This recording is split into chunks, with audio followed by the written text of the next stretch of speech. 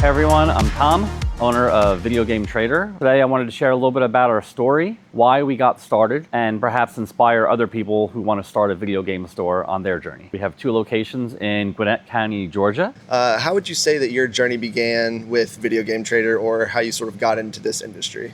It actually started when I was a kid in 1980s. I was collecting baseball cards and I would ride my bike to the local baseball card shop.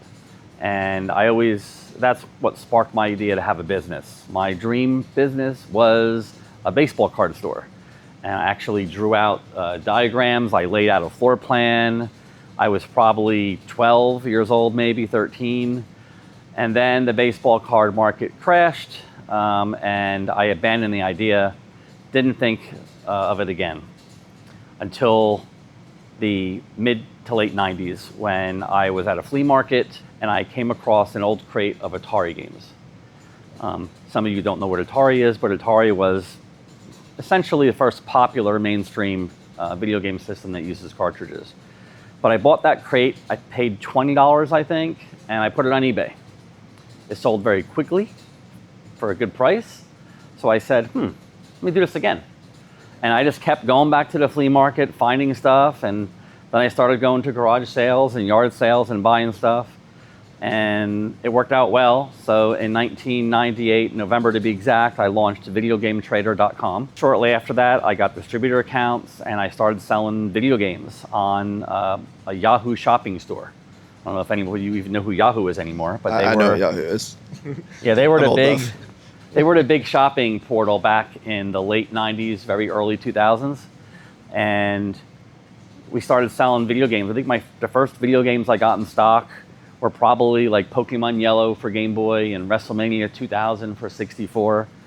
So I did that, and I started that, and that's what pretty much started it. This was a part-time business until 2010 when I quit my job to do it full-time.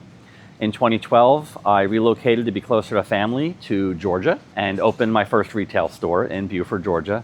And then in 2025, we opened a second retail store in Lawrenceville, Georgia, and hoping to expand from there. So let me pause you right there. You mentioned the first and second store. Do you plan on opening a third store by chance? I plan on opening a third and fourth location hopefully next year. I haven't decided whether I want to try opening them at the exact same time or whether I want to open them 6 months or a year apart. But the plan is to actively look for space probably later this year or very early next year. Business in itself can be challenging. We all know that. But what would you say was your biggest challenge when starting the store or starting selling online? It's funny because the 2 biggest challenges weren't necessarily related to operating a business. They were, in both cases, it was fear. So my first biggest challenge was quitting my job. It took me months and months to quit my job in 2010 after I decided I wanted to do it. But in reality, I should have quit my job back in 2000 when I was, doing really good business. I was doing so much business that I was working probably 100 hours a week. I was lucky I didn't have a family at that time. But my second biggest challenge was waiting to open the second store. It took me a very long time to pull the trigger on that because I was fearful that I wasn't in the right place to do it. I didn't have staff at my current store so I can be away to open the second one. And that was all fear and delay. So I'm trying to recognize that and ignore the fear. Those thoughts where you second guess yourself. I have to accept the fact that I probably know what I'm doing. Everybody says that hindsight is 20/20. If you could go back and give yourself one bit of advice, what would it be? Don't be afraid. Have confidence that you have a good plan, and don't wait for the timing to be perfect. It's never going to be perfect. There's always going to be something that is a potential problem. The economy could be good, it could be bad, it could be, it could be an environment where you don't get enough trades. It doesn't matter. Just do it, and don't do it half-assed. Do it full steam. Because if you do it half-assed, you won't succeed. You won't at all. And like you kind of stated with me a few times, you do have to be the hardest working person as well. That is a very big factor. And being successful. Yes, I like watching videos of the inside of other companies and businesses and listen to interviews of people that run big corporations that started from almost nothing. And the biggest thing that they all have in common is they were the hardest working people. And I try to tell my children too, you want to succeed in life, work harder than everyone else, and you will succeed.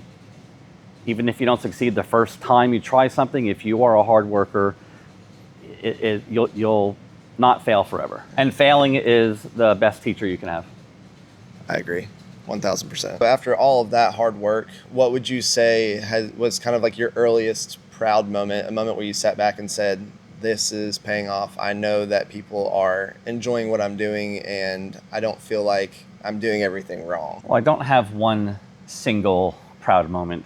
I think the moment that showed me that I was doing a good job was either reading positive reviews online in the beginning when you're a tiny store and no one knows about you, to having children come in that weren't even born when like NES came out and they're like super excited to buy NES games. Right.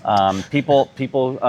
One of my proud moments is we had a customer that come in, but he's the voice of Michael from GTA 5. His name is Ned Luke, and I didn't prompt it. I didn't ask. So one of my employees said, "Hey, you signed a poster, hanging in the store," and he wrote in a poster, "Video game trader is the GOAT," awesome. And that was cool.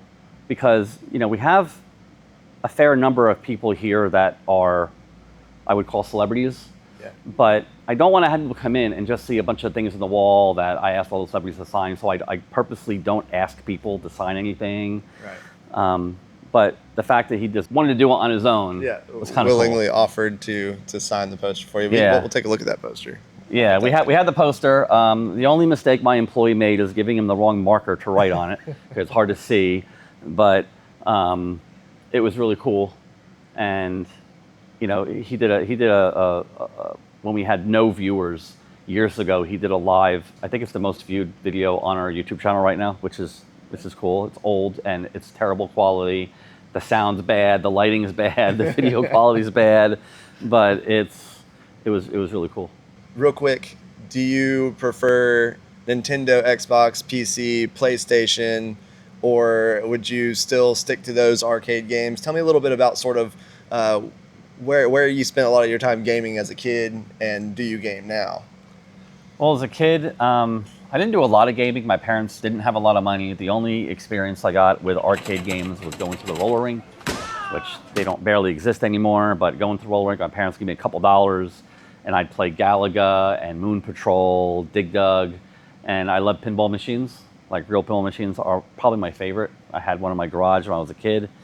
But I don't really game. I guess I'm more of a Nintendo fan, probably because I'd always play games with my kids and they wanted to play Mario and Mario Kart, things like that. I do like the Uncharted series though. Okay. I played Uncharted on PS3.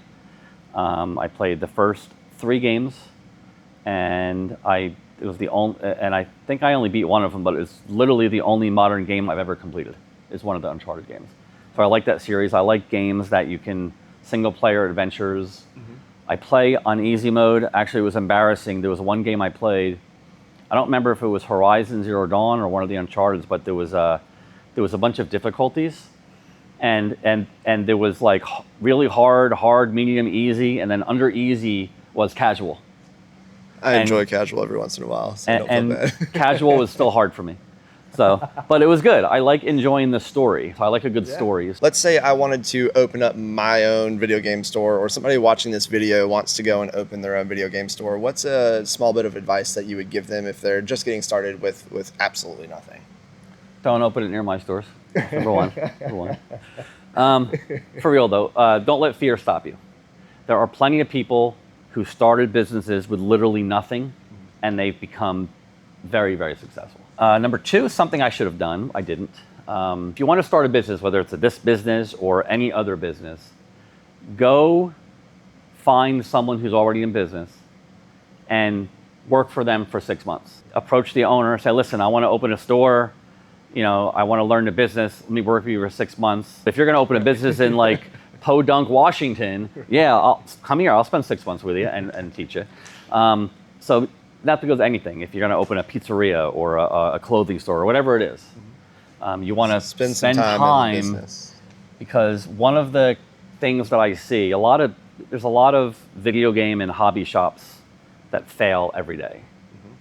And a lot of that is because people enter the business as hobbyists or fans of the product, and they know the product very well, but they have no idea how to operate a business. And operating a business is very different from being a collector or having an eBay store or something like that. So if you don't succeed the first time, try again. Don't fail and give up. We already talked about this before, but outwork everyone else. If you're not the hardest working person in your staff, you got a problem. You're gonna fix that. Be the hardest working person. Don't go into business in debt. I was very young and irresponsible with money. By the time I was like 20 years old, I had like $30,000 in credit card debt. If I wouldn't have had the debt, I would have been able to start full time when I had the idea. Thanks for taking the time to hear a little bit about our story. Whether you've been shopping with us for years or just discovering us now, we appreciate your support. If you're ever in the Gwinnett County area, stop by one of our 2 locations and say hello. And if you'd like to see more behind the scene videos, game discussions, new products, and everything happening at Video Game Trader, be sure to subscribe, and we'll see you in the next video.